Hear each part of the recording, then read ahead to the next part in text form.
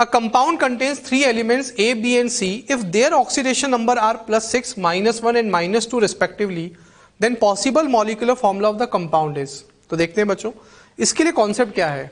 तीनों का oxidation number given है और उसके अकॉर्डिंग हमें कंपाउंड का फॉर्मूला चेक करना है. तो बच्चों हमें इसमें कॉन्सेप्ट क्या याद रखना है, for possible formula total sum of oxidation number is equals to 0 होना चाहिए. बिकॉज न्यूट्रल मॉलिक्यूल में टोटल सम जो होता है ऑक्सीडेशन नंबर का वो इक्वल्स टू 0 होना चाहिए और होता है. बस हमें वही चेक करना है. हमें चारों कंपाउंड्स में टोटल ऑक्सीडेशन नंबर का सम करना है. जहां 0 होगा that is the correct formula. तो 1 बाय 1 करते हैं बच्चों. AB2C3, एक ए का हमें ऑक्सीडेशन नंबर गिवन है +6, एक बी का गिवन है -1 तो इंटू 2, एक सी का -2 तो 3 का हो जाएगा 3 इंटू -2. टोटल करोगे जब आप बच्चों इसको तो ये टोटल करने पे आएगा -2. तो इसका मतलब ये न्यूट्रल मॉलिक्यूल नहीं है. It is not neutral. Total equals to 0 आना चाहिए बच्चों. टोटल 0 नहीं आ रहा है, इसका मतलब ये गलत हो गया. ये हमारा आंसर नहीं है. सेकंड चेक करते हैं. +6 इसको टोटल करने पे बच्चों 0 आ रहा है. Yes, it is neutral. It is neutral. तो बच्चों ये न्यूट्रल है, तो इसलिए अब हमारा आंसर हो गया that is AB2C2. That is the answer. Check करते हैं थर्ड. इसमें आप टोटल सम करोगे तो -1 आएगा और इसमें आप टोटल सम करोगे तो +7 आएगा. तो ये दोनों भी न्यूट्रल नहीं है, नॉट न्यूट्रल. तो कॉन्सेप्ट क्या समझ आया कि टोटल सम जो होता है ना ऑक्सीडेशन नंबर का वो इक्वल्स टू 0 है. तो वो फॉर्मूला बिल्कुल सही है. ठीक है बच्चों, क्लियर है.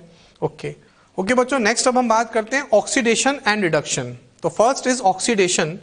Addition of oxygen is known as oxidation. Carbon में ऑक्सीजन ऐड हो रहा है तो कार्बन का ऑक्सीडेशन हो रहा है.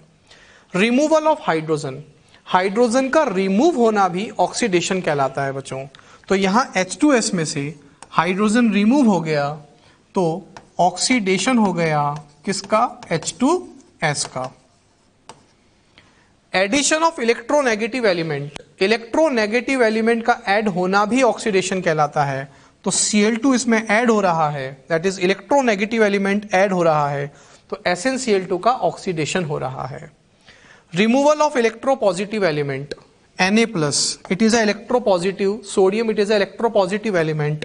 तो Na में से सोडियम का रिमूव होना is oxidation of Na. Most important definition जो हम यूज करते हैं जनरली बच्चों, लॉस ऑफ इलेक्ट्रॉन्स. इलेक्ट्रॉन्स का लूज होना ऑक्सीडेशन कहलाता है. तो हमारे पास टोटल 5 डेफिनेशन है. इन पांचों में से अगर कोई भी मिनिमम एक हो रहा है तो हम कहेंगे ऑक्सीडेशन हो रहा है. ठीक है. अब अगर आप देखो -1 से क्लोरीन इलेक्ट्रॉन लूज कर रहा है, 0 हो गया है. तो -1 से 0 ऑक्सीडेशन नंबर इंक्रीज हो गया है. ऐसे अगर आप यहां देखोगे तो Fe0 से +3 इसने कितने इलेक्ट्रॉन लूज कर दिए हैं बच्चों, 3 इलेक्ट्रॉन लूज कर दिए हैं. तो ऑक्सीडेशन नंबर क्या हो रहा है, इंक्रीज हो रहा है. तो हम इन शॉर्ट ये बोल सकते हैं कि ऑक्सीडेशन नंबर का इंक्रीज होना इज ऑक्सीडेशन. ठीक है. अब हम बात करते हैं बच्चों रिडक्शन. अगर आपको ऑक्सीडेशन याद है तो इसका जस्ट रिवर्स करना है बच्चों हमें. आप सिर्फ ऑक्सीडेशन को याद रखो, रिडक्शन उसकी जस्ट अपोजिट, उसका वाइस वर्सा हो जाएगा. या फिर अगर आप रिडक्शन याद रखते हो तो ऑक्सीडेशन उसका जस्ट अपोजिट हो जाएगा. तो एट अ टाइम आप एक ही को याद रखो तो जिससे कि आपको कंफ्यूजन नहीं हो. तो अब देखो एडिशन ऑफ ऑक्सीजन, तो यहां हो जाएगा बच्चों एडिशन ऑफ हाइड्रोजन. यहां रिमूवल ऑफ हाइड्रोजन, तो यहां removal of oxygen. Just opposite, यहां हाइड्रोजन ऐड हो रहा है नाइट्रोजन में, तो एडिशन ऑफ हाइड्रोजन. ठीक है. एडिशन ऑफ इलेक्ट्रोनेगेटिव एलिमेंट, तो यहां बच्चों हो गया addition of electropositive element. Just opposite, removal of electropositive element, तो यहां हो गया रिमूवल ऑफ इलेक्ट्रोनेगेटिव एलिमेंट. तो अगर आप देखोगे बच्चों यहां एक इलेक्ट्रोनेगेटिव एलिमेंट निकल रहा है, यहां एक इलेक्ट्रोपॉजिटिव एलिमेंट ऐड हो रहा है. ठीक है, यहां इसमें से ऑक्सीजन निकल रहा है, इसमें हाइड्रोजन ऐड हो रहा है। तो just opposite definitions. Loss of electrons, तो ये है बच्चों गेनिंग ऑफ इलेक्ट्रॉन्स। देखो 0 से -1 क्लोरीन ने 1 इलेक्ट्रॉन गेन कर लिया, +3 Fe+3 ने 1 इलेक्ट्रॉन गेन कर लिया, Fe+2 में कन्वर्ट हो गया। तो अगर आप यहां देखो तो यहां ऑक्सीडेशन नंबर बच्चों कम हो रहा है, यानी कि सिंपल ऑक्सीडेशन की जस्ट अपोजिट डेफिनेशंस आपको लगानी है इन रिडक्शन। ठीक है, अब हम बात करते हैं नेक्स्ट बच्चों। Neither oxidation nor reduction can take place independently, they occur together. Obvious सी बात है बच्चों, अगर एक इलेक्ट्रॉन लूज कर रहा है तो ऑब्वियस सी बात है एक एलिमेंट एक इलेक्ट्रॉन गेन करेगा। अगर कोई इलेक्ट्रॉन लूज कर रहा है तो दूसरा इलेक्ट्रॉन गेन करने वाला भी होना चाहिए, तभी तो म्यूचुअल अंडरस्टैंडिंग, म्यूचुअल रिएक्शन होगी बच्चों। तो हमेशा ऑक्सीडेशन रिडक्शन एक साथ ही होगा, कभी भी इंडिपेंडेंटली नहीं हो सकता है। ठीक है, अब एक कॉन्सेप्ट मैं आपको और बताता हूं बच्चों। देखो कोई एटम, मॉलिक्यूल या ion n number of electron lose कर रहा है। ठीक है, सपोज इसने n नंबर ऑफ इलेक्ट्रॉन इसको लूज किए, तो बच्चों ये क्या कर रहा है, इलेक्ट्रॉन लूज कर रहा है ना, तो इसका क्या हो रहा है, ऑक्सीडेशन। ये क्या करेगा, इलेक्ट्रॉन गेन करेगा, तो इसका क्या हो रहा है, रिडक्शन। लॉस ऑफ इलेक्ट्रॉन, यहां हो रहा है गेनिंग ऑफ इलेक्ट्रॉन। ये इलेक्ट्रॉन लूज कर रहा है, ये इलेक्ट्रॉन गेन कर रहा है, तो इसका हो रहा है ऑक्सीडेशन, इसका हो रहा है रिडक्शन। क्लियर है। अब यहां एक नया टर्म यूज होता है बच्चों, जिसका ऑक्सीडेशन होता है उसे कहते हैं रिड्यूसिंग पावर या रिड्यूसिंग एजेंट या रिडक्टेंट। तो इसका मतलब है कि सेल्फ का ऑक्सीडेशन,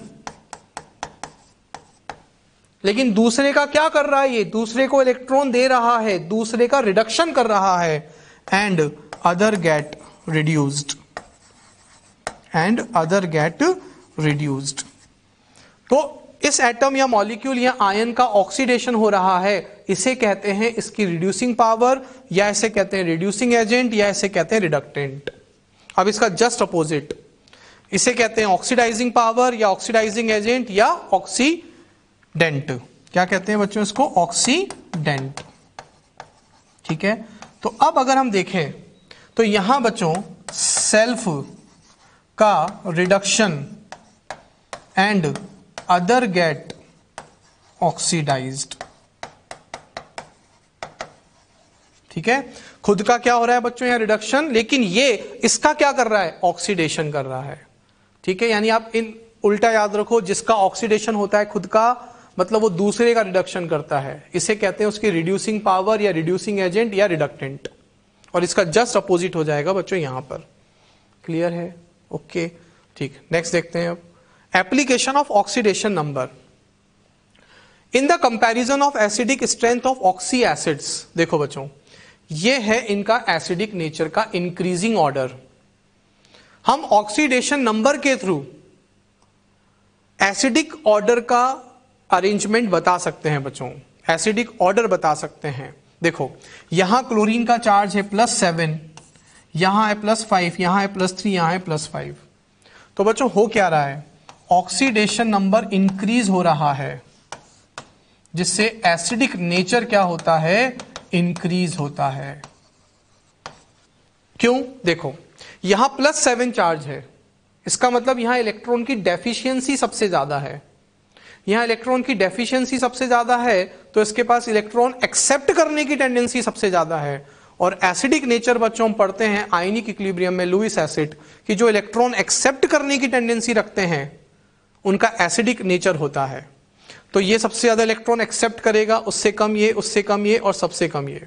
और देखते हैं, अब यहां देखो +6 चार्ज है सल्फर का, यहां +4 है, इस पे पॉजिटिव चार्ज ज्यादा, तो इसके इलेक्ट्रॉन एक्सेप्ट करने की टेंडेंसी ज्यादा है। अगेन यहां नाइट्रोजन +5, यहां +3। तो कॉन्सेप्ट क्या हुआ, more is the positive charge, more is the attraction toward electrons, and hence more would be the electronegativity of oxygen atom. The removal of hydrogen as H plus becomes easier and hence more will be acidic strength. जितना ज्यादा यहां positive charge होगा, इस oxygen की electron attract करने की tendency उतनी ज्यादा होती जाएगी, तो यहां से H प्लस का रिमूव उतना ही इजी होता जाएगा। ठीक है, यानी हम बोल सकते हैं कि acidic nature is directly proportional to positive charge. जितना ज्यादा पॉजिटिव चार्ज होगा एसिडिक नेचर उतना ज्यादा होगा। ठीक है, एक एक्सेप्शन है बच्चों, यहां पर ये कॉन्सेप्ट नहीं अप्लाई हो पाता है। यहां अगर आप देखोगे तो यहां उल्टा हो गया है, यहां ऑक्सीडेशन नंबर इसका सबसे कम है बट इसका एसिडिक नेचर सबसे ज्यादा है। तो ये एक एक्सेप्शन है एसिडिक नेचर का जो हमें याद रखना है। एक्सपेरिमेंटल है बच्चों ये, ठीक है, इट इज अ एक्सेप्शन जो कि बहुत इंपॉर्टेंट है। नेक्स्ट देखते हैं बच्चों, in the determination of oxidising and reducing nature. तो जैसा कि मैंने आपको बताया था बच्चों, ऑक्सीडेंट या ऑक्सीडाइजिंग एजेंट जो दूसरे का ऑक्सीडेशन करते हैं, सेल्फ का क्या होता है, रिडक्शन। सेल्फ का रिडक्शन मतलब गेनिंग ऑफ इलेक्ट्रॉन। ठीक है, तो oxidises other and self gate reduced, that is gaining of electron. हमने पढ़ा था under goes the decrease in oxidation number, the element with maximum oxidation number. ये बच्चों मेन इंपॉर्टेंट बात है, ये हमें ध्यान रखना है। जब ऑक्सीडेशन नंबर एलिमेंट का मैक्सिमम होगा तो उसकी नेचर होगी oxidising agent. The element with maximum oxidation number shows oxidising agent, वो ऑक्सीडाइजिंग नेचर शो करेगा। जैसे एग्जांपल देखते हैं बच्चों, यहां मैग्नीज +7 +6 +5 +5 +7, ये सब बच्चों अपनी मैक्सिमम ऑक्सीडेशन नंबर की स्टेट में है। इन सब पर अभी पॉजिटिव चार्ज मैक्सिमम है, मतलब ये अब और इलेक्ट्रॉन लूज नहीं कर सकते, ये सिर्फ इलेक्ट्रॉन गेन ही करेंगे। और जब ये सिर्फ इलेक्ट्रॉन गेन ही करेंगे तो इनका नेचर होगा दूसरे से इलेक्ट्रॉन लेना, इलेक्ट्रॉन नहीं देंगे। तो एक्चुअली बच्चों क्या कॉन्सेप्ट हुआ, only accept electrons, only accept electrons but not lose electrons.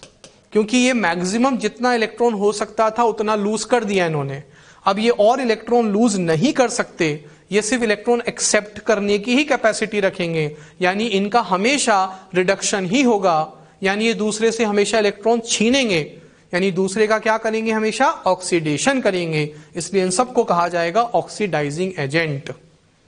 तो आपको क्या चेक करना है, जब भी आपसे पूछा जाए ऑक्सीडाइजिंग एजेंट बताइए, तो हम क्या चेक करेंगे कि जो सेंट्रल एलिमेंट है अगर वो मैक्सिमम ऑक्सीडेशन नंबर में है अपनी, तो मतलब वो ऑक्सीडाइजिंग नेचर शो करेगा। ठीक है, अब इसका अपोजिट रिडक्टेंट और रिड्यूसिंग नेचर, इसका जस्ट अपोजिट वाइस वर्सा हो जाएगा। Reduces other and self get oxidised, loss of electron. यहां था बच्चों मैक्सिमम ऑक्सीडेशन नंबर, यहां है मिनिमम ऑक्सीडेशन नंबर। एग्जाम्पल देखें बच्चों अगर हम, तो देखो नाइट्रोजन -3, क्लोरीन -1, सल्फर -2। अब ये जितना इलेक्ट्रॉन एक्सेप्ट करना था कर चुके हैं, अब ये और इलेक्ट्रॉन एक्सेप्ट नहीं करेंगे, सिर्फ इलेक्ट्रॉन लूज करना चाहेंगे। Only lose electrons but can not accept electrons. ये एक्सेप्ट नहीं कर सकते अब, क्योंकि ये ऑलरेडी जितना इलेक्ट्रॉन एक्सेप्ट करना था कर चुके हैं। तो ये इनका मिनिमम ऑक्सीडेशन नंबर है, मतलब -2, सल्फर माइनस यानी 2 से ज्यादा इलेक्ट्रॉन एक्सेप्ट नहीं कर सकता, क्लोरीन 1 से ज्यादा इलेक्ट्रॉन एक्सेप्ट नहीं कर सकता, नाइट्रोजन 3 से ज्यादा इलेक्ट्रॉन एक्सेप्ट नहीं कर सकता। तो आपको चेक क्या करना है, कंक्लूजन, कि जब भी कोई central element maximum oxidation number में होगा तो वो ऑक्सीडाइजिंग होगा, और जब भी मिनिमम ऑक्सीडेशन नंबर में होगा, या आप ऐसा बोल सकते हो और करके मैक्सिमम नेगेटिव। आप इन शॉर्ट ऐसा भी बोल सकते हो मैक्सिमम नेगेटिव। सल्फर का मैक्सिमम नेगेटिव -2, क्लोरीन का मैक्सिमम नेगेटिव -1, नाइट्रोजन का मैक्सिमम नेगेटिव -3, तो हमेशा रिड्यूसिंग होगा। ठीक है, ओके। अब एक एग्जांपल देखते हैं बच्चों, यहां जिंक का चार्ज है 0, यहां जिंक का चार्ज है +2, यहां कॉपर +2, यहां कॉपर 0। तो जिंक का क्या हो रहा है बच्चों, अगर आप यहां से यहां देखोगे तो जिंक का हो रहा है oxidation, loss of electron. Zinc से zinc +2, loss of electron, oxidation. तो यानी जिंक क्या हुआ, रिडक्टेंट। सेल्फ का ऑक्सीडेशन, तो इसको कहते हैं रिडक्टेंट। तो जिंक हो गया बच्चों यहां पे रिडक्टेंट। Cu+2 का यहां से यहां क्या हो रहा है बच्चों, रिडक्शन। सेल्फ का रिडक्शन हो रहा है तो इसको क्या कहेंगे, oxidant, that is oxidising nature. और वो रिएक्शन जिसमें ऑक्सीडेशन और रिडक्शन दोनों होते हैं साइमल्टेनियसली, ऐसी रिएक्शन को ही कहते हैं बच्चों रेडॉक्स रिएक्शन। तो it is a redox reaction. Clear है? ओके। अब मैक्सिमम ऑक्सीडेशन नंबर है तो ऑक्सीडाइजिंग, मिनिमम ऑक्सीडेशन नंबर है तो रिड्यूसिंग। अगर दोनों के बीच में आ जाए, मैक्सिमम और मिनिमम के बीच में आ जाए, like this, the element with intermediate neither minimum nor maximum oxidation number, तो can be oxidised as well as reduced. क्योंकि जब मैक्सिमम ऑक्सीडेशन नंबर था तो वो सिर्फ एक्सेप्ट कर सकते हैं, जब मिनिमम ऑक्सीडेशन नंबर था तो वो सिर्फ लूज कर सकते हैं। अब जब दोनों के बीच में आ जाएगा तो वो लूज भी कर सकते हैं और एक्सेप्ट भी कर सकते हैं। तो इसका मतलब वो रिडक्टेंट की तरह बिहेवियर भी शो करेंगे और ऑक्सीडेंट की तरह बिहेवियर भी शो करेंगे। मतलब वो ऑक्सीडाइजिंग भी होंगे और रिड्यूसिंग भी होंगे। जैसे एग्जांपल देखते हैं हम, ये देखो बच्चों, ये ना तो इनका मैक्सिमम ऑक्सीडेशन नंबर है और ना ही मिनिमम ऑक्सीडेशन नंबर है, ये इनका इंटरमीडिएट ऑक्सीडेशन नंबर है। ये अभी इलेक्ट्रॉन लूज भी कर सकते हैं और एक्सेप्ट भी कर सकते हैं। तो can lose electron as well as can accept electron. ये इलेक्ट्रॉन लूज भी कर सकते हैं और एक्सेप्ट भी कर सकते हैं, इसलिए ऑक्सीडाइजिंग भी हैं और रिड्यूसिंग भी हैं। क्लियर है बच्चों? समझ में आई बात? It is a very important concept. Okay बच्चों, क्वेश्चन देखते हैं। हमें एक रिएक्शन गिवन है और पूछा है कि इस रिएक्शन में ऑक्सीडाइजिंग एजेंट कौन है और रिड्यूसिंग एजेंट कौन है। तो सबसे पहले हमें ऑक्सीडेशन नंबर निकालना है, फिर चेक करना है। उल्टा याद रखो बस, जिसका ऑक्सीडेशन हो रहा है वो रिड्यूसिंग एजेंट, जिसका रिडक्शन हो रहा है वो ऑक्सीडाइजिंग एजेंट। बस हमें वही चेक करना है। तो लिखते हैं बच्चों रिएक्शन। सबसे पहले हम इसका ऑक्सीडेशन नंबर निकालेंगे x, एक ऑक्सीजन का -2 तो 4 का -8 इक्वल्स टू -1। तो ऑक्सीडेशन नंबर यहाँ मैग्नीज का आया +7, ठीक है, प्लस HSO3-। अब मैं अगर इसमें सल्फर का ऑक्सीडेशन नंबर निकालूं तो हाइड्रोजन का +1, सल्फर का x, एक ऑक्सीजन का -2 तो 3 का -6 इज इक्वल्स टू -1। इसको आप सॉल्व करोगे, ये आएगा कितना बच्चों, +4, ठीक है। अब प्लस OH-, ये आपको बता रहा है कि रिएक्शन बेसिक मीडियम में हो रही है। इधर हम देखेंगे MnO4-2 प्लस SO4-2। मैग्नीज का यहां निकालेंगे x, एक ऑक्सीजन का -2 तो 4 का -8 इज इक्वल्स टू -2, तो x इक्वल्स टू आएगा बच्चों +6। यहां सल्फर का आएगा बच्चों +6, x -8 -2, तो x इक्वल्स टू आ गया बच्चों +6। अब हमें चेक करना है कि किसका ऑक्सीडेशन हो रहा है और किसका रिडक्शन हो रहा है। तो देखो बच्चों, +7 से मैग्नीज का +6, ऑक्सीडेशन नंबर क्या हो रहा है, कम हो रहा है। और ऑक्सीडेशन नंबर कम होना मतलब रिडक्शन, ऐसे याद रखो बच्चों आप। तो बस ऑक्सीडेशन नंबर कम होना मतलब रिडक्शन। अगर आप यहां देखोगे बच्चों +4 से सल्फर का, अगर आप यहां से देखोगे यहां, तो ऑक्सीडेशन नंबर क्या हो रहा है बच्चों, इंक्रीज। ऑक्सीडेशन नंबर इंक्रीज होना मतलब ऑक्सीडेशन, ठीक है। अब इसका हो रहा है रिडक्शन, तो जिसका रिडक्शन होता है वो होता है ऑक्सीडाइजिंग एजेंट, और जिसका रिडक्शन होता है वो ऑक्सीडाइजिंग एजेंट, तो जिसका ऑक्सीडेशन होता है वो है बच्चों रिड्यूसिंग एजेंट। इसका खुद का रिडक्शन हो रहा है तो यह है ऑक्सीडाइजिंग एजेंट, इसका खुद का ऑक्सीडेशन हो रहा है तो यह है रिड्यूसिंग एजेंट। तो ऑक्सीडाइजिंग एजेंट कौन हुआ बच्चों, MnO4-, रिड्यूसिंग एजेंट कौन हुआ, HSO3-। तो आंसर हो गया हमारा बच्चों इस क्वेश्चन का first, oxidising agent and reducing agent, ठीक है। नेक्स्ट क्वेश्चन देखते हैं। Which of the following is the strongest oxidizing agent? तो देखो बच्चों, KMnO4 में ये +7 है, क्रोमियम ये +6 है, सल्फर +6 है और आयोडीन -1 है। ये तीनों बच्चों अपनी मैक्सिमम ऑक्सीडेशन नंबर में है, ये इनका मैक्सिमम ऑक्सीडेशन नंबर है।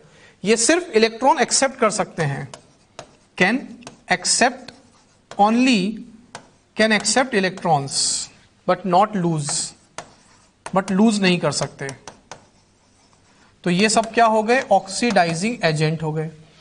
ये सिर्फ इलेक्ट्रॉन एक्सेप्ट कर सकते हैं, लूज नहीं कर सकते, तो ये सब हो गए ऑक्सीडाइजिंग एजेंट। ये हो गया बच्चों reducing agent, because only loose electron.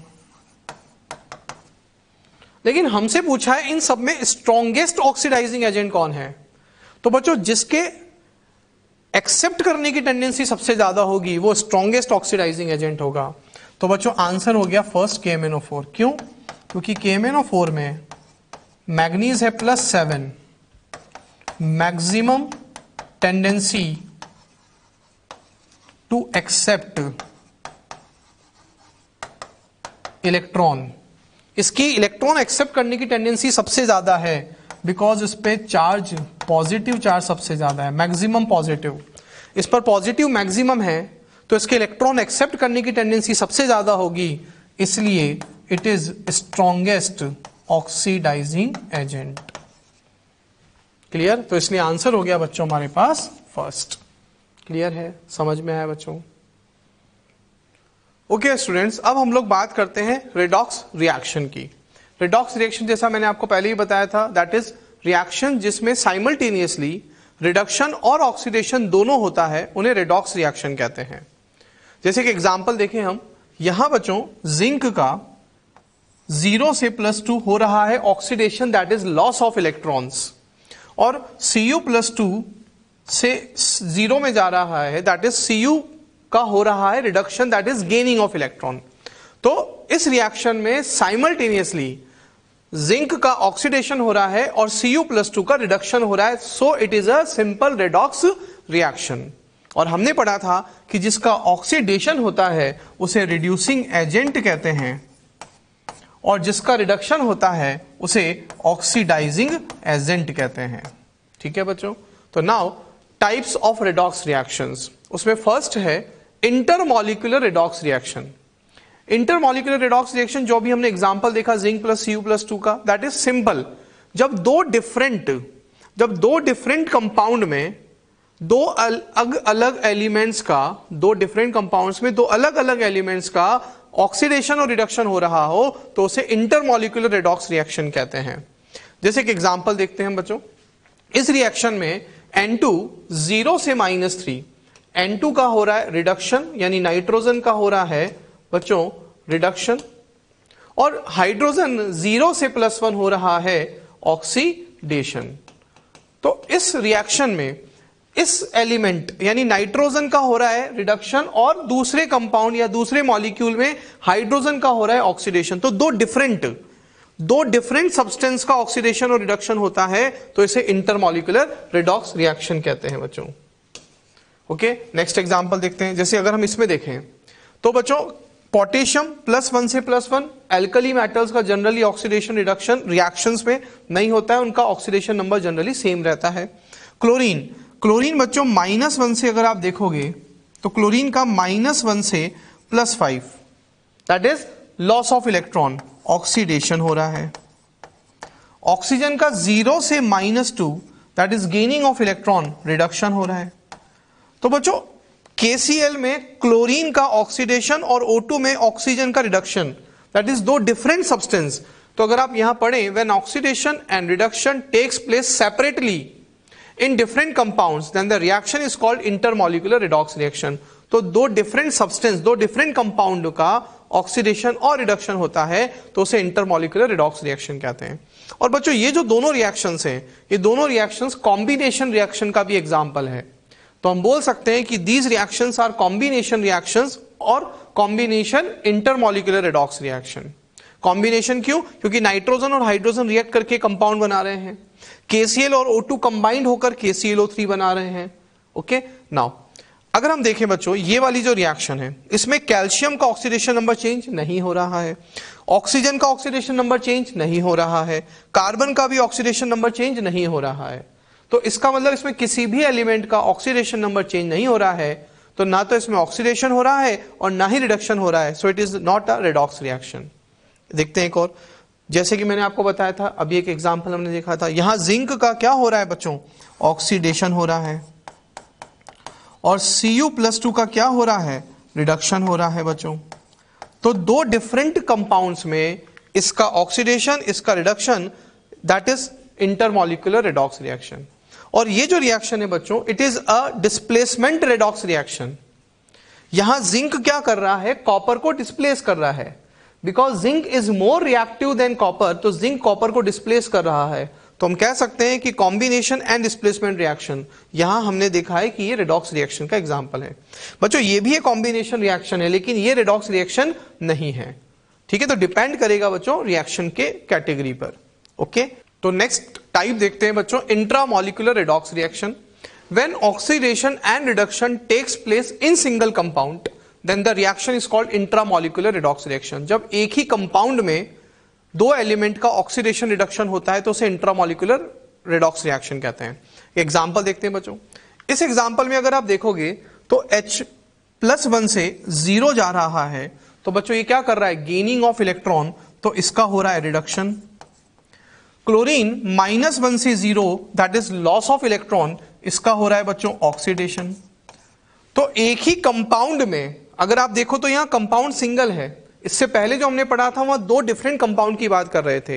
यहां एक ही सिंगल कंपाउंड में हाइड्रोजन का रिडक्शन और क्लोरीन का ऑक्सीडेशन हो रहा है। So it is a intramolecular redox reaction, एक ही कंपाउंड के अंदर हो रहा है।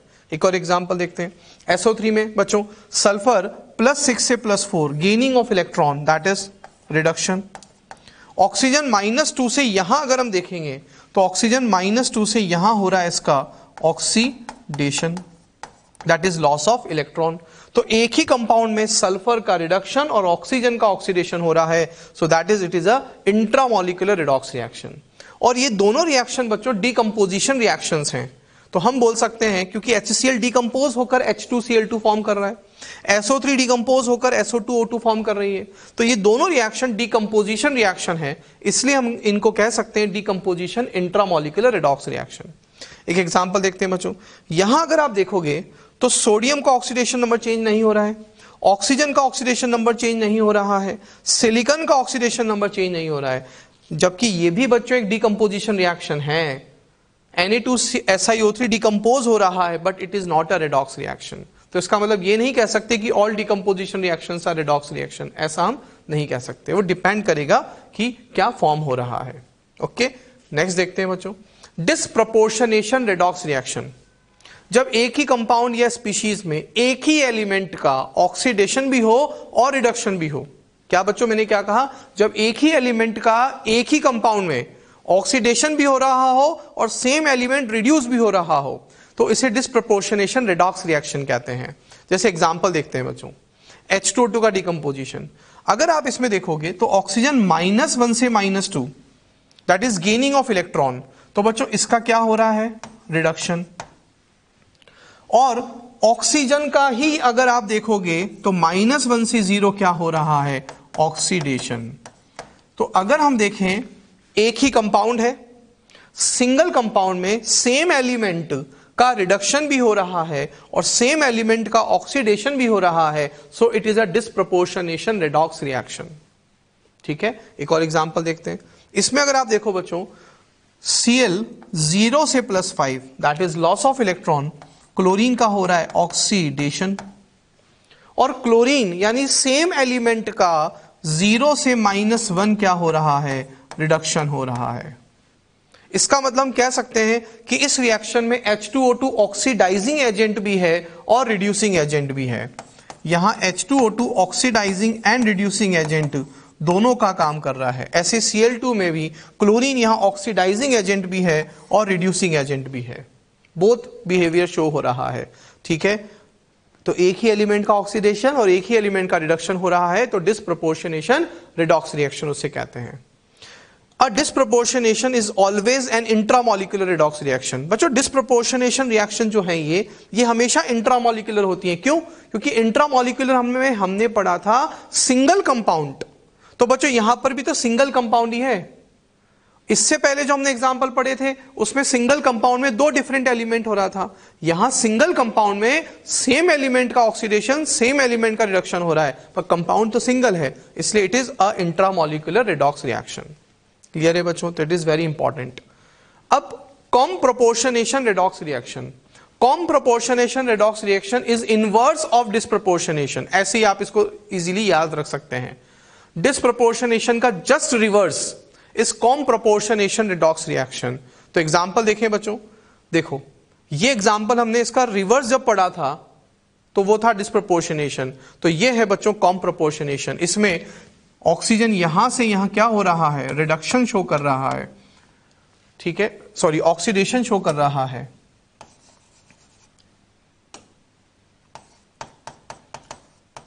तो ऑक्सीजन -2 से -1 ऑक्सीडेशन शो कर रहा है और 0 से -1 क्या शो कर रहा है, रिडक्शन शो कर रहा है, that is gaining of electron, और यहां हो रहा है लॉस ऑफ इलेक्ट्रॉन। तो ये है बच्चों कॉम प्रोपोर्शनेशन रेडॉक्स रिएक्शन। एक और एग्जांपल देखते हैं, इसमें अगर आप देखो तो नाइट्रोजन -3 से 0 क्या हो रहा है, that is loss of electron, तो ये हो रहा है बच्चों ऑक्सीडेशन। और नाइट्रोजन यहां पे +5 से 0 क्या हो रहा है, gaining of electron, that is reduction, but it is a reverse of disproportionation, so it is a com proportionation redox reaction. Clear है बच्चों? Special point, acid base neutralization and double displacement are never redox reaction. बच्चों ये double displacement reaction है। इसमें अगर आप देखेंगे तो सभी एलिमेंट्स का oxidation number before and after same है, चेंज नहीं हो रहा है, so it is not a redox reaction. Acid base neutralisation reaction में देखोगे आप तो इसमें भी किसी एलिमेंट का ऑक्सीडेशन नंबर चेंज नहीं हो रहा है, so it is never a redox reaction. तो ये हमें ध्यान रख सकते हैं कि double displacement and acid base neutralisation reaction कभी भी रेडॉक्स रिएक्शन नहीं होती है। क्लियर है बच्चों? ओके, तो हमने पहले पढ़ा इंटरमॉलिक्यूलर, फिर हमने पढ़ा इंट्रामॉलिक्यूलर, फिर हमने पढ़ा disproportionation and then comproportionation. Intermolecular में दो डिफरेंट कंपाउंड का ऑक्सीडेशन रिडक्शन, इंट्रामॉलिक्यूलर में सिंगल कंपाउंड में ऑक्सीडेशन रिडक्शन होता है, डिसप्रोपोर्शनेशन में एक ही एलिमेंट का ऑक्सीडेशन और एक ही एलिमेंट का रिडक्शन, यानी सेम एलिमेंट ऑक्सीडाइज होता है और सेम एलिमेंट ही रिड्यूस होता है। Com proportionation redox reaction inverse of disproportionation होता है। ठीक है बच्चों, क्लियर है? अब हम बात करते हैं क्वेश्चन की, which of the following is not an example of redox reaction. तो बच्चों हमें ऑक्सीडेशन नंबर से आइडेंटिफाई करना होगा कि कौन ऑक्सीडाइज हो रहा है और कौन रिड्यूस हो रहा है। तो बच्चों यहां Cu का चार्ज है +2, यहां Cu नेगेटिव फ्री स्टेट में है 0, तो ये हो रहा है रिडक्शन। ऑक्सीजन बच्चों -2 से -2, ऑक्सीजन का ऑक्सीडेशन नंबर चेंज नहीं हो रहा है। हाइड्रोजन 0, यहां +1, तो बच्चों हाइड्रोजन का क्या हो रहा है, ऑक्सीडेशन। तो हां, एक एलिमेंट का रिडक्शन, एक एलिमेंट का ऑक्सीडेशन, तो it is a redox reaction. तो ये तो रेडॉक्स रिएक्शन है बच्चों, इस तरह से हमें चेक करना है। आयरन यहां है +3, यहां है आयरन 0 फ्री स्टेट में है, तो आयरन का क्या हो रहा है, रिडक्शन। ऑक्सीजन बच्चों यहां भी -2 है, यहां भी -2 है और यहां भी -2 है। तो अगर आप देखोगे तो ऑक्सीजन का ऑक्सीडेशन नंबर चेंज नहीं हो रहा है। कार्बन यहां है +2 और कार्बन है बच्चों यहां +4, तो कार्बन का क्या हो रहा है, ऑक्सीडेशन। तो ये भी क्या है, एक रेडॉक्स रिएक्शन है। कार्बन का तो हो रहा है ऑक्सीडेशन और आयरन का हो रहा है रिडक्शन, तो ये भी रेडॉक्स है। नेक्स्ट चेक करते हैं, पोटेशियम यहां 0 है, यहां +1 है। फ्लोरीन यहां 0 है, यहां -1 है, तो फ्लोरीन का रिडक्शन हो रहा है और पोटेशियम का ऑक्सीडेशन हो रहा है, तो ये भी एक रेडॉक्स रिएक्शन है। तो दैट इज द मेथड कि हम कैसे चेक करें कि कौन सी रिएक्शन रेडॉक्स है और कौन सी रिएक्शन रेडॉक्स नहीं है। हमसे पूछा है not an example of redox reaction, check करते हैं। यहां Ba+2, सल्फर बच्चों यहां +6, यहां सल्फर +6, ऑक्सीजन -2, ऑक्सीजन -2। यहां हाइड्रोजन का आप देखोगे +1, क्लोरीन का -1, हाइड्रोजन का +1, क्लोरीन का -1।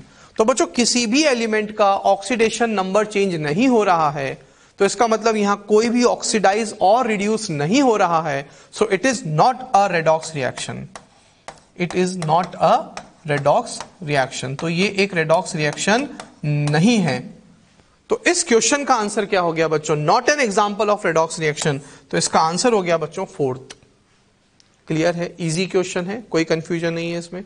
नेक्स्ट बात करते हैं बच्चों equivalent weight, which is very very important topic of chemistry, जिसे हम कई चैप्टर्स में पढ़ते हैं। यहां पर भी हमें बेसिकली देखना है कि ऑक्सीडेशन और रिडक्शन जब होता है तो इक्विवेलेंट वेट क्या हम कैलकुलेट कर सकते हैं, क्या उसका इक्विवेलेंट वेट होता है, वो हमें फाइंड आउट करना है।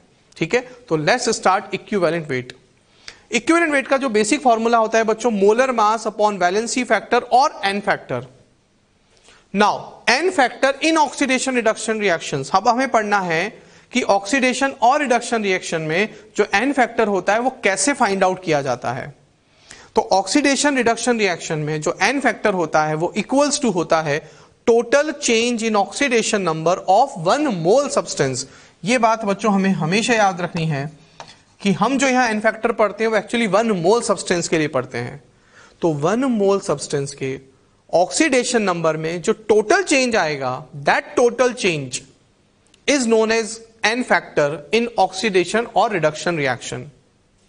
अब ये जो टोटल चेंज है ऑक्सीडेशन नंबर का, वो कैसे फाइंड आउट किया जाता है? तो बच्चों वो इस तरह से फाइंड आउट किया जाता है, number of atoms undergoing change in oxidation number. जिन एटम्स का ऑक्सीडेशन नंबर चेंज हो रहा है उसके एटम्स का नंबर हमें यहां रखना है, multiply higher oxidation number minus lower oxidation number with sign. Higher oxidation number minus lower oxidation number with sign हमें यहां पे पुट करना है बच्चों। तो अब हम इसके एग्जांपल्स देखेंगे तो हमें इससे बहुत अच्छे से समझ आ जाएगा। तो हमें इसके बहुत सारे एग्जांपल्स की स्टडी करनी है because all examples are very important. Okay, तो देखते हैं बच्चों first example, K2Cr2O7 potassium dichromate.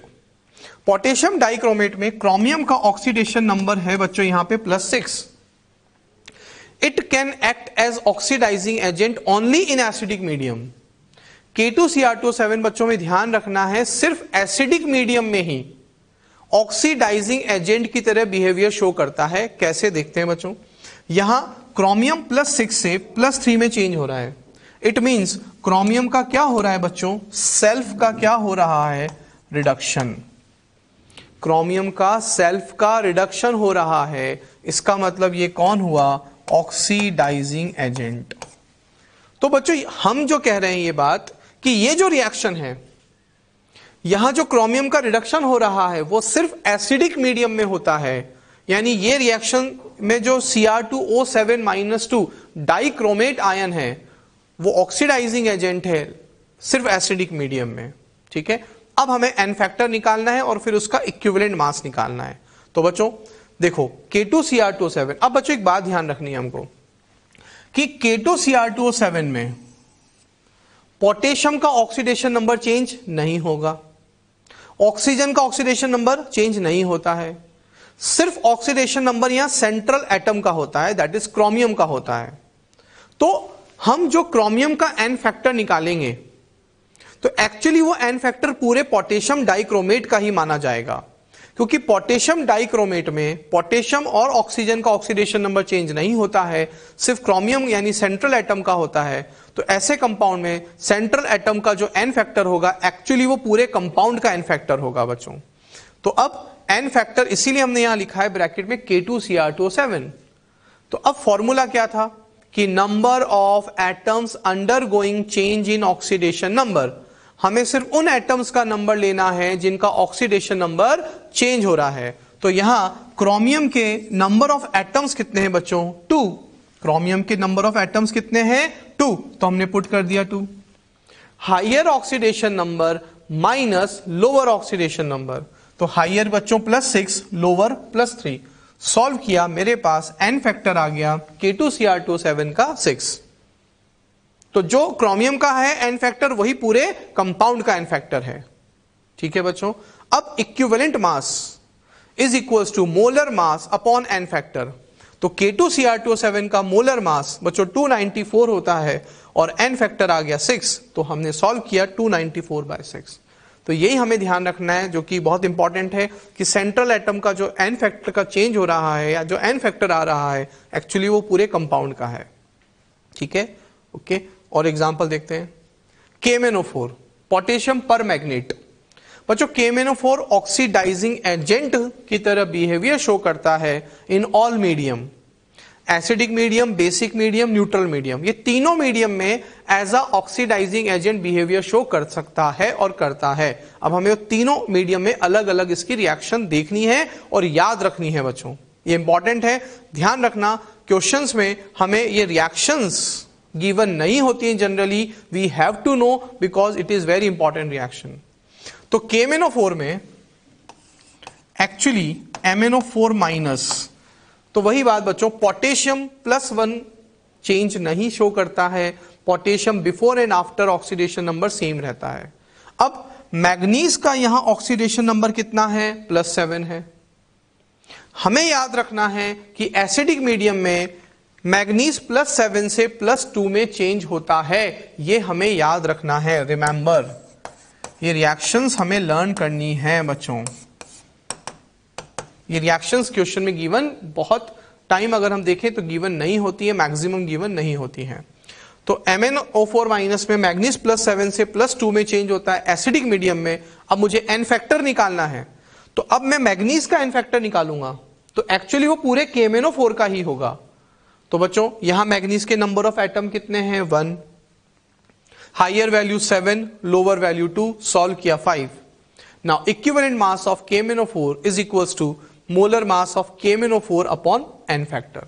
तो बच्चों ये जो 158 है ये है मोलर मास ऑफ KMnO4। ठीक है, नेक्स्ट देखते हैं। इन न्यूट्रल और वीक एल्कलाइन मीडियम, यहां मैग्नीज का ऑक्सीडेशन नंबर होगा बच्चों +4। तो ये सारी रिएक्शन हमें लर्न करनी है कि KMnO4 न्यूट्रल और वीक एल्कलाइन मीडियम में MnO2 में चेंज होता है। अब इसका एन फैक्टर निकालना है, तो यहां मैग्नीज के नंबर ऑफ एटम्स है 1, higher value 7, lower value 4। Difference हमने निकाल लिया, दैट इज टोटल चेंज हम निकाल रहे हैं। अब equivalent mass equals to molar mass upon n factor. ठीक है, next, in strong alkaline medium, बच्चों स्ट्रॉन्ग एल्कलाइन मीडियम में Mn +7 से +6 में चेंज होता है। तो अब again number of atoms 1, higher value 7 - 6, solve किया, equivalent mass equals to molar mass upon n factor. तो बच्चों तीनों रिएक्शंस आर वेरी इंपॉर्टेंट, इनके एग्जाम में बहुत क्वेश्चंस पूछे जाते हैं, आपको इनके प्रोडक्ट लर्न करने होते हैं। ये आपको लर्न करने की जरूरत नहीं है, इक्विवेलेंट मास और एन फैक्टर आपको लर्न नहीं करना है, आपको ये प्रोडक्ट्स लर्न करने होंगे बच्चों। You have to learn them. Okay, clear है। नेक्स्ट देखते हैं बच्चों, FeSO4 रिड्यूसिंग एजेंट है, ये कैसे देखते हैं। Only Fe+2 is oxidisable here, so from Fe+2 to Fe+3। तो बच्चों Fe यहां +2 है, आप इसको ऐसे भी समझ सकते हो कि यहां सल्फर ऑलरेडी +6 स्टेट में है। तो जब सल्फर ऑलरेडी +6 स्टेट में है, मतलब वो ऑलरेडी मैक्सिमम 6 इलेक्ट्रॉन लूज कर चुका है, तो वो और इलेक्ट्रॉन लूज नहीं कर सकता। तो सल्फर +6 से और इलेक्ट्रॉन लूज नहीं कर सकता, तो सिर्फ आयरन है जो +2 से +3 में जा सकता है, अभी वो 1 इलेक्ट्रॉन और लूज कर सकता है। इसीलिए बच्चों आयरन यहां +2 से +3 में कन्वर्ट होगा, सल्फर का कुछ यहां होगा नहीं, मतलब सल्फर यहां ऑक्सीडाइज नहीं हो सकता है। तो अब हमें एन फैक्टर निकालना है। तो बच्चों higher value minus lower value, number of atoms of iron 1। अब इक्विवेलेंट मास निकालेंगे तो molar mass upon n factor. तो ये मोलर मास किसका है बच्चों, ऑफ FeSO4। नेक्स्ट एग्जांपल देखते हैं, C2O4 - 2 that is oxalate ion.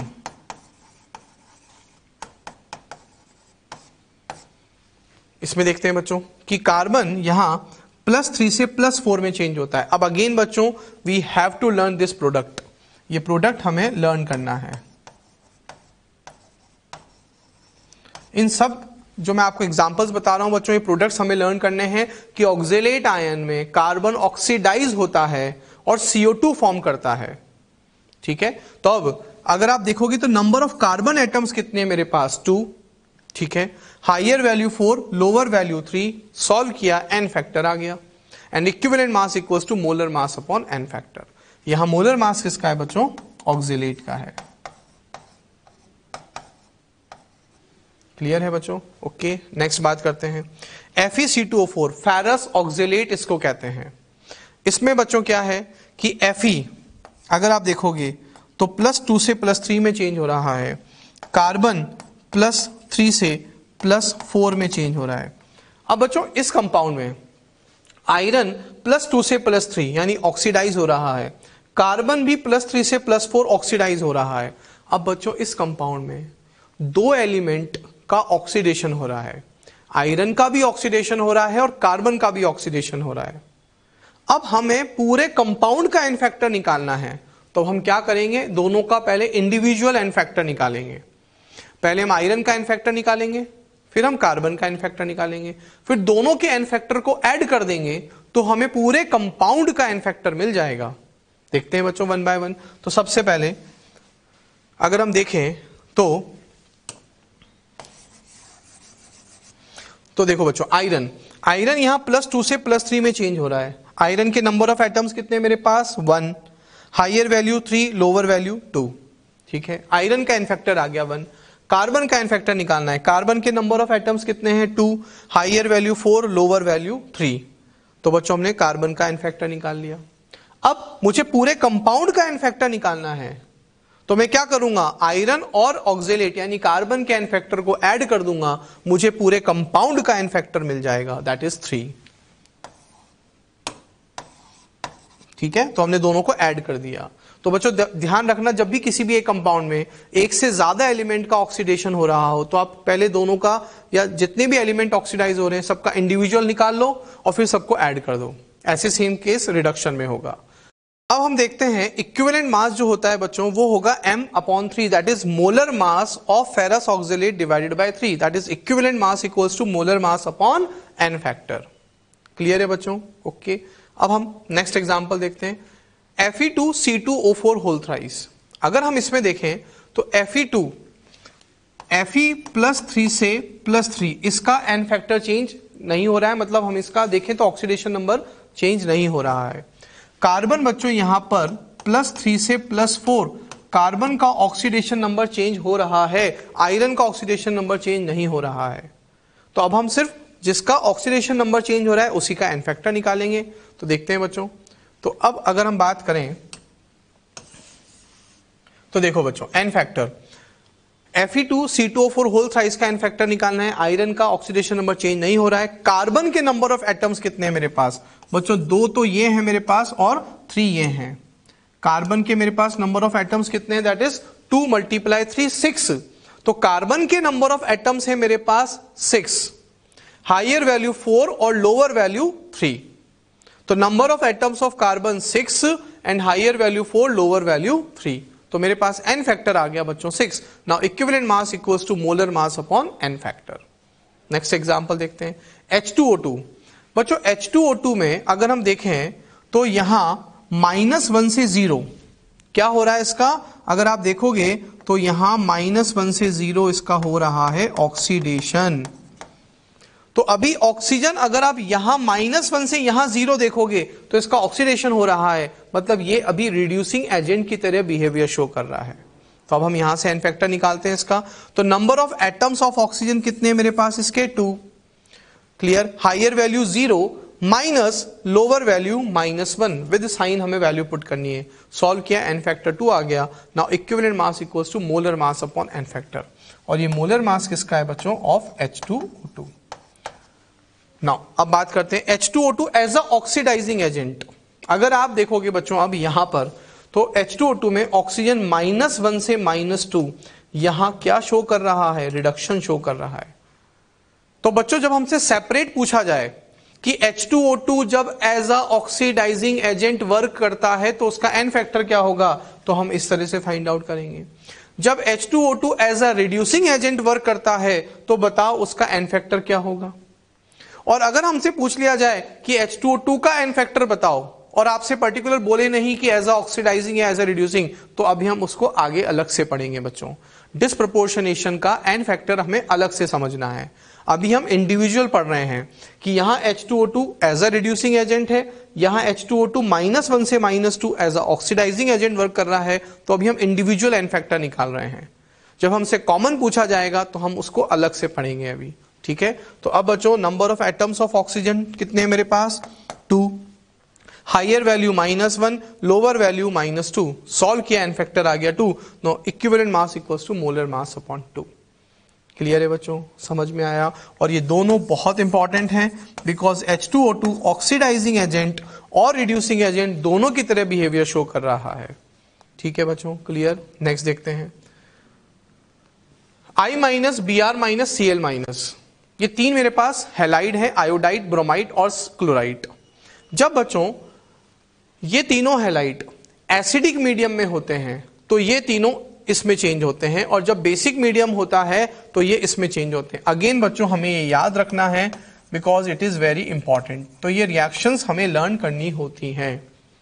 तो अगर आप यहां ऑक्सीडेशन नंबर देखोगे तो -1 से यहां 0 हो रहा है, यानी -1 से अगर आप 0 देखोगे तो ऑक्सीडेशन हो रहा है, और -1 से +5 आप देखोगे तो यहां भी ऑक्सीडेशन हो रहा है। लेकिन ऑक्सीडेशन नंबर आपको ध्यान रखना है, यहां बच्चों -1 से 0 एसिडिक मीडियम में, और बेसिक मीडियम में -1 से +5 में चेंज होता है। ठीक है, दोनों में ही ऑक्सीडेशन हो रहा है बच्चों, तो हम बोल सकते हैं कि ये एज अ रिड्यूसिंग एजेंट यहां पे वर्क कर रहा है। ठीक है, तो ये है बच्चों हमारे पास एसिडिक मीडियम और ये है बेसिक मीडियम। क्लियर है, दोनों में ही क्या हो रहा है बच्चों, ऑक्सीडेशन हो रहा है। अब हम बेसिक मीडियम का एन फैक्टर अलग निकालते हैं और एसिडिक मीडियम का एन फैक्टर अलग निकालते हैं। ठीक है, तो बेसिक मीडियम में अगर आप देखोगे बच्चों तो नंबर ऑफ एटम्स कितने हैं यहां पर बच्चों, हम यहां से यहां का एन फैक्टर निकाल रहे हैं। अभी हम यहां से यहां का एन फैक्टर निकाल रहे हैं, तो हमें ध्यान रखना है, हमें नंबर ऑफ एटम्स ये वाले लेने हैं। तो ये बहुत इंपॉर्टेंट बात है कि आप किस डायरेक्शन में एन फैक्टर निकाल रहे हो, आप किस एलिमेंट, किस सब्सटेंस का एन फैक्टर निकाल रहे हो, वो इंपॉर्टेंट है। आप इस हैलाइड का एन फैक्टर निकाल रहे हो तो इनका नंबर ऑफ एटम्स कितना है, 1 है। Higher value 5, lower value -1, solve किया, एन फैक्टर आ गया 6। Now equivalent mass equals to m/6, और यहां जो ये m है ये या तो I माइनस का होगा या Br माइनस का होगा या Cl माइनस का होगा, लेकिन एन फैक्टर तीनों का ही क्या है, 6 है। एसिडिक मीडियम में अगर आप देखोगे तो अब बच्चों हाइयर वैल्यू कितनी है, 0, लोअर वैल्यू -1। अब आप यहां से यहां का एन फैक्टर निकाल रहे हो, अगेन वही बात, नंबर ऑफ एटम्स कितने हैं बच्चों, 1, हाइयर वैल्यू 0, लोअर वैल्यू -1। अब equivalent mass equals to m/1, again यहां m किसका है बच्चों, of I minus, Br minus और Cl माइनस का है। ठीक है, तो ये हमें ध्यान रखना है कि I माइनस, Br माइनस और Cl माइनस एसिडिक मीडियम में ये प्रोडक्ट फॉर्म करते हैं, ऑक्सीडेशन नंबर 0 होता है। बेसिक मीडियम में ये हैलाइड ये प्रोडक्ट्स फॉर्म करते हैं और इनका जो ऑक्सीडेशन नंबर होता है +5 होता है। तो बेसिक मीडियम हमें लर्न करना है, एसिडिक मीडियम हमें लर्न करना है। क्लियर है, प्रोडक्ट्स हमें याद रखने हैं बच्चों। नेक्स्ट देखते हैं कॉपर सल्फेट .5H2O। हमसे पूछा जाता है बच्चों एक क्वेश्चन कि जब इसका इलेक्ट्रोलाइसिस करते हैं तो क्या फॉर्म होता है। तो बच्चों एक्चुअली कॉपर जो है वो यहां Cu+2 से रिड्यूस हो जाता है और कॉपर में चेंज हो जाता है। इसका क्या हो जाता है बच्चों, रिडक्शन हो जाता है। अगेन ये प्रोडक्ट हमें लर्न करना है कि Cu+2 रिड्यूस होकर Cu में कन्वर्ट हो जाता है, उसका रिडक्शन हो जाता है। क्लियर है, अब हमें इसका एन फैक्टर निकालना है। तो बच्चों +2 से 0, higher value 2 - 0, number of atoms of copper कितने हैं मेरे पास, 1 है। इक्विवेलेंट मास निकालेंगे तो मोलर मास अपॉन 2, और ये मोलर मास किसका है बच्चों, ऑफ CuSO4.5H2। वही बात जो मैंने आपको बताई थी कि इस पूरे कंपाउंड में सिर्फ कॉपर का ही ऑक्सीडेशन नंबर चेंज हो रहा है, सल्फर, ऑक्सीजन, हाइड्रोजन का ऑक्सीडेशन नंबर चेंज नहीं होता है। तो ये जो एन फैक्टर है एक्चुअली पूरे कंपाउंड का ही एन फैक्टर है बच्चों। ठीक है, नेक्स्ट देखते हैं अब हम अगेन CuSO4.5H2O की रिएक्शन जब Ki के साथ करवाते हैं, ये रिएक्शन भी बच्चों हमें लर्न करनी है, इंपॉर्टेंट है। ये भी हमसे क्वेश्चन में पूछ लिया जाता है कि जब ये जो कॉपर सल्फेट .5H2O है ये Ki से जब रिएक्ट करता है तो फॉर्म करता है Cu2I2, और Cu2I2 में Cu पर चार्ज कितना है बच्चों, +1 है। एक्चुअली प्रोडक्ट क्या फॉर्म होता है, Cu2I2 क्यूप्रस आयोडाइड, और क्यूप्रस आयोडाइड में कॉपर का ऑक्सीडेशन नंबर कितना है, +1 है। और आयोडीन में अगर हम यहां देखेंगे तो 0, यहां -1 और यहां +2। अब इस पूरी रिएक्शन में Cu+2 कॉपर का तो हो रहा है बच्चों रिडक्शन, और -1 से 0 इसका हो रहा है ऑक्सीडेशन। तो ये हो गई एक रेडॉक्स रिएक्शन। अब हमसे इंडिविजुअली कॉपर सल्फेट का अलग पूछा जाएगा, आयोडाइड का अलग पूछा जाएगा, तो हम फाइंड आउट करते हैं। सबसे पहले हम इस पूरे कंपाउंड का एन फैक्टर निकालते हैं। तो जो कॉपर का एन फैक्टर होगा एक्चुअली वो पूरे कंपाउंड का एन फैक्टर होगा। तो number of atoms of copper 1, higher value 2, lower value 1। यहां से यहां बच्चों हम यहां से यहां एन फैक्टर निकाल रहे हैं। क्लियर है? तो वो आया मेरे पास 1। Equivalent mass, molar mass of इस पूरे कंपाउंड का molar mass divided by n factor. ठीक है, अब हम बात करते हैं बच्चों आयोडाइड की। तो यहां से यहां अब हम एन फैक्टर निकाल रहे हैं। तो अगेन यहां नंबर ऑफ एटम्स कितने आयोडीन के 1, higher value 0, lower value -1। Equivalent mass निकालना है तो molar mass of KI upon n factor. Clear है बच्चों? तो ये सब डिफरेंट एग्जांपल्स हैं जो हमें कुछ प्रोडक्ट्स हैं वो लर्न करने हैं। Now equivalent mass of the substance undergoing disproportionation, जैसे मैंने कहा था H2O2। अब आपसे पूछ लिया जाए H2O2 का एन फैक्टर बताओ बस। अब आपसे ये नहीं बोल रहा है कि ऑक्सीडाइजिंग और रिड्यूसिंग, इंडिविजुअल नहीं पूछ रहा है, कॉमन पूछ रहा है बस वो। तो फिर बच्चों हम क्या करेंगे देखते हैं। Equivalent mass equals to molar mass upon net n factor. क्योंकि यहां डिस्प्रपोर्शनेशन में सेम एलिमेंट का ऑक्सीडेशन रिडक्शन दोनों होता है, तो ऐसे केस में बच्चों हम net n factor find out करेंगे। और जो नेट एन फैक्टर होता है वो होता है बच्चों N1 N2 upon N1 plus N2। Here N1 is n factor of substance during oxidation, N2 n factor of substance during reduction. ठीक है, एग्जाम्पल देखते हैं बच्चों। H2O2 जैसा मैंने कहा था, यहां आप देखोगे बच्चों तो ऑक्सीजन का रिडक्शन भी हो रहा है और ऑक्सीजन का ऑक्सीडेशन भी हो रहा है। यहां से यहां बच्चों इसका रिडक्शन हो रहा है और यहां से यहां इसका ऑक्सीडेशन हो रहा है। अब आपसे पूछा जा रहा है कि बताओ इस पूरी रिएक्शन में H2O2 का एन फैक्टर यानी इक्विवेलेंट मास क्या होगा। तो ध्यान रखना बच्चों इंपॉर्टेंट है, जब आपसे इंडिविजुअल पूछ ले कि नहीं आप तो बताओ सिर्फ रिड्यूसिंग एजेंट में क्या होगा, तो हम ये वाला बताएंगे जो हम पढ़ चुके हैं। जब ऑक्सीडाइजिंग एजेंट का पूछेगा तो हम सिर्फ इसको कंसीडर करेंगे, वो भी हम पढ़ चुके हैं। लेकिन अब हमसे बोला जा रहा है कि H2O2 का एन फैक्टर बताओ, कुछ आपसे स्पेसिफाई नहीं किया जा रहा है। तो अब हम क्या निकालेंगे, इसका अलग और फिर इस फॉर्मूले के अकॉर्डिंग नेट एन फैक्टर निकालेंगे। तो देखते हैं बच्चों, यहां number of atoms 2, higher value 0, lower value -1, n factor निकाल लिया ऑक्सीडेशन का। तो ये बच्चों हो गया N1 और ये हो गया बच्चों N2। अब हम N2 निकालते हैं। Number of atoms 2, higher value -1, lower value -2, हमने एन फैक्टर निकाल लिया। अब नेट निकालना है तो क्या करेंगे, N1 N2 upon N1 plus N2। तो मेरे पास नेट एन फैक्टर आया 1। इक्विवेलेंट मास निकालना है तो molar mass upon net n factor that is 34 gram. Clear है बच्चों? समझ में आया? तो ये ध्यान रखना है, बहुत इंपॉर्टेंट कॉन्सेप्ट्स हैं ये। तो नेक्स्ट एग्जांपल देखते हैं बच्चों। अगर आप यहां देखो तो क्लोरीन 0 से +5 क्या हो रहा है बच्चों, ऑक्सीडेशन शो कर रहा है, और 0 से -1 क्या शो कर रहा है, रिडक्शन। तो क्लोरीन का oxidation reduction that is disproportionation reaction. अब हम इनका एन फैक्टर निकालते हैं। सबसे पहले अगर हम देखें बच्चों ऑक्सीडेशन, तो higher value 5 and lower value 0। Number of atoms chlorine के कितने हैं बच्चों, मेरे पास 2। ठीक है, अब हम बात करते हैं रिडक्शन की। तो again number of atoms chlorine के कितने हैं, 2। हायर वैल्यू बच्चों मेरे पास कितनी है, 0, और लोअर वैल्यू कितनी है, -1। मेरे पास आ गया एन फैक्टर 2। अब नेट एन फैक्टर निकालना है तो बच्चों N1 N2 upon N1 plus N2। Equivalent mass निकालना है बच्चों हमें किसका, Cl2 का। तो Cl2 का molar mass upon n factor, इसको सॉल्व करेंगे तो मेरे पास आएगा 42.6 ग्राम।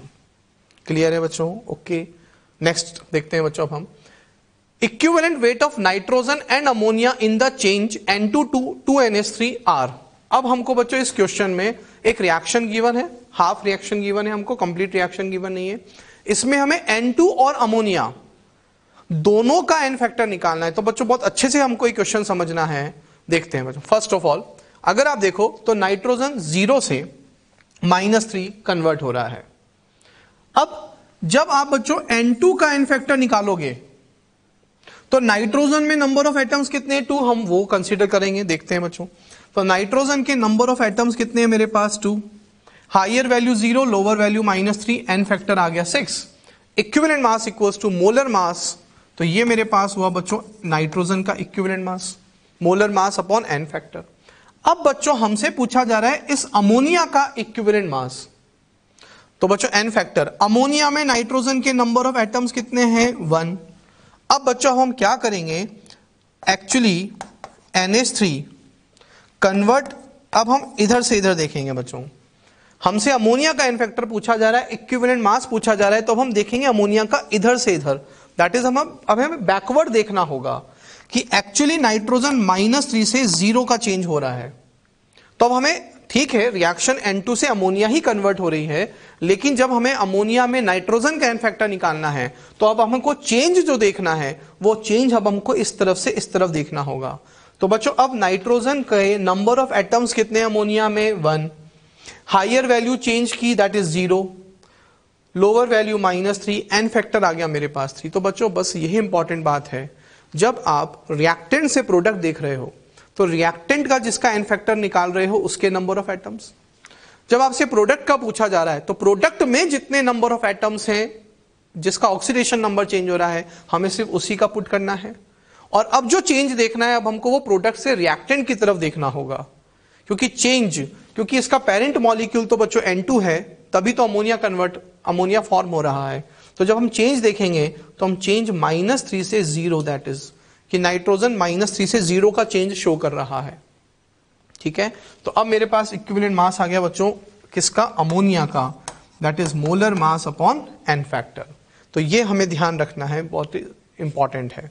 नेक्स्ट देखते हैं बच्चों, determine the equivalent mass of H3PO4 in the following changes. ठीक है, देखते हैं बच्चों, H3PO4 एक एसिड है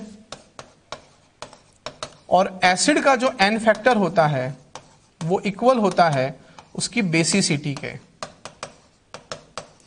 n फैक्टर जो एसिड का होता है वो उसकी बेसिसिटी के इक्वल होता है। And now what is basicity, that is total number of replaceable H+,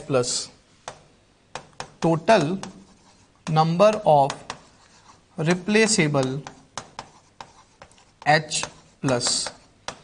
तो अगर हम फर्स्ट रिएक्शन में देखें बच्चों, फर्स्ट रिएक्शन में H3, दैट इज हमारे पास 3 हाइड्रोजन है, लेकिन 3 में से सिर्फ एक ही हाइड्रोजन रिप्लेस हुआ है।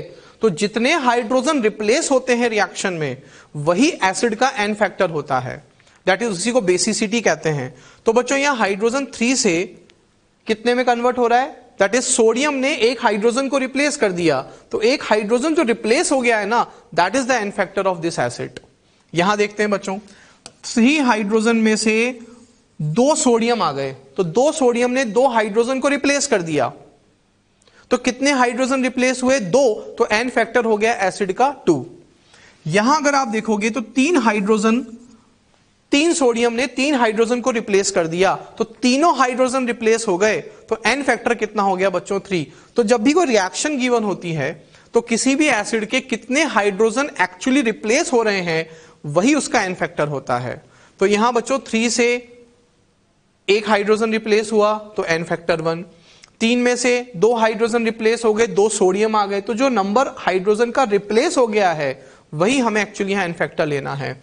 तीनों के तीनों रिप्लेस हो गए हैं, तो अब बच्चों क्या मतलब हुआ, in the 1 2 3 H3PO4 acting as an acid in which n factor और valency factor that is basicity are respectively 1 2 3, जैसा कि मैंने बताया एक रिप्लेस हो रहा है, यहां 2 रिप्लेस हो गए हैं और यहां 3 रिप्लेस हो गए। तो equivalent mass equals to molar mass upon 1, molar mass upon 2 and molar mass upon 3। ठीक है, नेक्स्ट रिएक्शन देखते हैं बच्चों। इस वाली रिएक्शन में अगर आप देखोगे तो फॉस्फोरस +5 से -3 में चेंज हो रहा है, यानी फॉस्फोरस का क्या हो रहा है बच्चों, रिडक्शन हो रहा है। यहां से यहां अगर आप देखोगे तो फॉस्फोरस का रिडक्शन हो रहा है बच्चों, और जब फॉस्फोरस का यहां रिडक्शन हो रहा है तो बच्चों हम बोल सकते हैं कि it is a oxidising agent. क्या हो रहा है बच्चों, फॉस्फोरस का रिडक्शन हो रहा है, तो हम बहुत इजीली बोल सकते हैं कि फॉस्फोरस का यहां पर रिडक्शन, तो इसलिए H3PO4 is a oxidising agent. तो अब हमें n फैक्टर निकालना होगा हमारे उसी फॉर्मूले से, that is number of atoms of phosphorus कितने हैं मेरे पास 1, higher value 5, lower value -3, n factor आ गया 8। तो equivalent mass equals to molar mass upon 8, और ये मोलर मास किसका होगा बच्चों, H3PO4 का। ठीक है, तो यहां फॉस्फोरस +5 से -3 क्या हो रहा है, रिडक्शन हो रहा है, तो हम बोल सकते हैं कि it is a oxidising agent. तो हमने एन फैक्टर निकाला, higher minus lower, equivalent mass equals to molar mass upon n factor. Clear है बच्चों? ओके, तो it is a very important concept. Next देखते हैं, determine the equivalent mass of AS2S3 in the following reaction. हमें इस reaction में इस arsenic sulphide का एन फैक्टर फाइंड आउट करना है। तो वही बच्चों सबसे पहले हमें ऑक्सीडेशन नंबर निकालना होगा। तो देखते हैं बच्चों, ये रिएक्शन गिवन है हमें, यहां आर्सेनिक +3 है, यहां सल्फाइड -2 सल्फर, आर्सेनिक +5 सल्फर +6। अगर आप देखो बच्चों, आर्सेनिक +3 से +5 क्या हो रहा है, इसका ऑक्सीडेशन। सल्फर का -2 से +6 भी क्या हो रहा है, ऑक्सीडेशन। तो बच्चों ऐसा एक क्वेश्चन मैंने आपको पहले भी समझाया था, फेरस ऑक्जेलेट। जब एक ही कंपाउंड में दोनों एलिमेंट का ऑक्सीडेशन हो रहा हो या दोनों एलिमेंट का ही रिडक्शन हो रहा हो, तो अब हम क्या करेंगे, पहले आर्सेनिक का एन फैक्टर निकालेंगे, फिर सल्फर का एन फैक्टर निकालेंगे, फिर दोनों को ऐड कर देंगे टोटल। ठीक है, तो 1 बाय 1 करते हैं। आर्सेनिक, नंबर ऑफ एटम्स कितने हैं बच्चों आर्सेनिक के, 2, हायर वैल्यू 5, लोअर वैल्यू 3। मेरे पास आ गया बच्चों एन फैक्टर आर्सेनिक का 4। सल्फर के नंबर ऑफ एटम्स कितने हैं, 3, higher value 6, lower value -2, with sign लेना है। इसको सॉल्व करेंगे, एन फैक्टर आएगा 24। अब आर्सेनिक सल्फाइड का टोटल एन फैक्टर निकालना है बच्चों मुझे, क्योंकि दोनों का ही क्या हो रहा है, ऑक्सीडेशन हो रहा है, तो दोनों को ही हम क्या कर देंगे, ऐड कर देंगे इस तरह से बच्चों। तो मेरे पास आ गया 28। Now equivalent mass equals to molar mass upon 28। हां, अगर एक का ऑक्सीडेशन एक का रिडक्शन होता बच्चों, अगर एक एलिमेंट का ऑक्सीडेशन एक एलिमेंट का रिडक्शन होता, तो सोचो हम क्या करते, फिर बच्चों हम यहां पे सब्ट्रैक्ट कर देंगे, फिर हम डिफरेंस लेकर आएंगे। ठीक है, ओके, नेक्स्ट बात करते हैं अब हम। इन द रिएक्शन 2S2O3 -2 + I2 एक रिएक्शन है, इसमें हमें Na2S2O3 का इक्विवेलेंट वेट फाइंड आउट करना है। देखते हैं बच्चों, सबसे पहले ऑक्सीडेशन नंबर, यहां सल्फर का ऑक्सीडेशन नंबर +2.5, यहां सल्फर का ऑक्सीडेशन नंबर +2। अब इक्विवेलेंट मास निकालना है, तो उसके लिए पहले हमें एन फैक्टर निकालना होगा। तो देखते हैं बच्चों, यहां नंबर ऑफ एटम सल्फर के कितने हैं, 2, higher value 2.5, lower value 2। Equivalent mass निकालना है बच्चों, वही बात कि ये जो आयन है, इस आयन में सल्फर का ऑक्सीडेशन नंबर चेंज हो रहा है, तो ये जो एन फैक्टर आया है S2O3 -2 का, एक्चुअली वो एन फैक्टर किसका होगा, Na2S2O3 का, बिकॉज ये आया कहां से है, Na2S2O3 से आया है। इसका पेरेंट मॉलिक्यूल कौन है, Na2S2O3, इसका पेरेंट सॉल्ट है। ठीक है, तो molar mass upon n factor, यहां मोलर मास किसका होगा बच्चों, Na2S2O3 का। तो एक्चुअली ये तो बच्चों हमको आयनिक रिएक्शन गिवन है, बट इसका जो पेरेंट कंपाउंड है वो कौन है, Na2S2O3 है। तो इसका जो एन फैक्टर होगा एक्चुअली वो पूरे Na2S2O3 का होगा, क्योंकि इसमें सोडियम का ऑक्सीडेशन नंबर चेंज नहीं होगा, ऑक्सीजन का ऑक्सीडेशन नंबर चेंज नहीं होगा, सेंट्रल एलिमेंट कौन है, सल्फर, तो इसीलिए बच्चों हम उसी के अकॉर्डिंग डिसाइड करेंगे। ठीक है, नेक्स्ट देखते हैं। In the reaction VO + Fe2O3 gives FeO + V2O5, equivalent weight of V2O5 is equal to. बच्चों हमसे इस प्रोडक्ट का इक्विवेलेंट मास पूछा जा रहा है, तो मैंने आपको बताया था प्रोडक्ट के लिए कैसे करना है। देखते हैं ये रिएक्शन, सबसे पहले ऑक्सीडेशन नंबर बच्चों, यहां vanadium, it is vanadium, D block का एलिमेंट है बच्चों, यहां +5। अब देखो बच्चों, यहां हमें इसका इक्विवेलेंट मास निकालना है, तो वैनेडियम के नंबर ऑफ एटम्स कितने हैं, 2।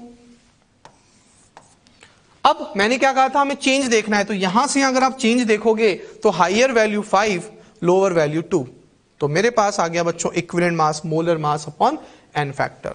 तो इस तरह से बच्चों हम इसको फाइंड आउट करेंगे। क्लियर है, okay okay students, next question देखते हैं। What would be the equivalent weight of the reductant in the reaction. हमसे पूछा है कि इस रिएक्शन में रिडक्टेंट का इक्विवेलेंट वेट क्या होगा। अब रिडक्टेंट मतलब रिड्यूसिंग एजेंट, तो रिडक्टेंट या रिड्यूसिंग एजेंट कौन होता है, जिसका खुद का सेल्फ का क्या होता हो, ऑक्सीडेशन होता हो। तो हमें इस पूरी रिएक्शन में वो स्पीशीज या वो एलिमेंट देखना है जिसका सेल्फ का क्या हो रहा हो, ऑक्सीडेशन हो रहा हो, तो हम उसको कहेंगे रिड्यूसिंग एजेंट यानी रिडक्टेंट। तो ठीक है, आइडेंटिफाई करते हैं। सबसे पहले हमने रिएक्शन लिखा, सबका ऑक्सीडेशन नंबर हमने लिखा। अब अगर आप देखोगे बच्चों, तो यहां Fe +3 से +2 क्या शो कर रहा है, रिडक्शन। तो तो यहां आयरन का रिडक्शन हो रहा है, तो जिसका रिडक्शन होता है उसे ऑक्सीडेंट कहते हैं, दैट इज ऑक्सीडाइजिंग एजेंट कहते हैं। लेकिन हमसे तो रिडक्टेंट का इक्विवेलेंट मास पूछा है, तो ये अब हमारे काम का नहीं है। नेक्स्ट देखते हैं बच्चों, अगर आप यहां से यहां ऑक्सीजन का देखोगे तो -1 से -2 क्या हो रहा है, reduction, again it is oxidant. लेकिन हमें इसका इक्विवेलेंट मास अभी इस क्वेश्चन में नहीं पूछा है, तो it is a very important question जिसमें हमें सारी वेराइटी समझ में आ जाती है बच्चों। नेक्स्ट देखते हैं, ऑक्सीजन -1 से अगर आप यहां देखोगे 0, तो ऑक्सीजन का यहां से यहां क्या हो रहा है, ऑक्सीडेशन हो रहा है, यानी सेल्फ का ऑक्सीडेशन। तो ये कौन है, रिडक्टेंट। बस बच्चों, हमसे इन तीनों में से एक्चुअली यहां 3 रिएक्शन हो रही हैं, तो यहां से यहां आयरन का रिडक्शन, ऑक्सीजन का यहां से यहां रिडक्शन, ऑक्सीजन का यहां से यहां ऑक्सीडेशन।